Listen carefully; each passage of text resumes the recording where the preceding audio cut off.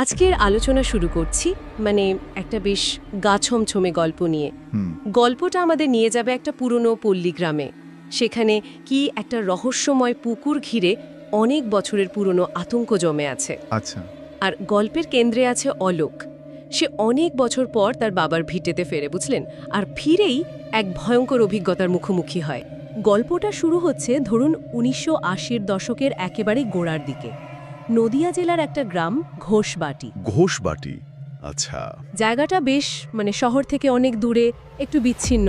পুকুর, বনজঙ্গল, পুরনো টিনের চালের বাড়ি, সব মিলিয়ে একটা অন্যরকম পরিবেশ। একটা পুরনো দিনের ছবি চোখের সামনে ভেসে ওঠে। আর এই গ্রামেরই একধারে রয়েছে সেই কুখ্যাত নীল পুকুর। লোকে বলতো রক্তপুকুর। রক্তপুকুর নামটা শুনলেই কেমন লাগে। হ্যাঁ, লোকজন দিনের বেলাতেও কিন্তু ওদিকে যায় না, একদম এড়িয়ে চলে। এখানেই তো গ্রামের ওই লোকবিশ্বাসের ব্যাপারটা পরিষ্কার বোঝা যায়। ঠিক। অভিশপ্ত পুকুর, লোকে বিশ্বাস করতো রাতে ওখানে অশুভ কিছু জেগে ওঠে।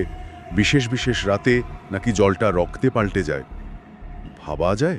সত্যি, এইগুলোই তো ভয়টারে আরো জমাট বাঁধে। আর ওই যে পুকুরের পাশের বটগাছটার কথা বললেন না, সেখান থেকে নাকি রাতে মন্ত্র পড়ার আওয়াজ আসতো, গুনগুন করে। হ্যাঁ, আর শোনা যায় ওই আওয়াজ যে শুনতো সে আর স্বাভাবিক থাকতো না।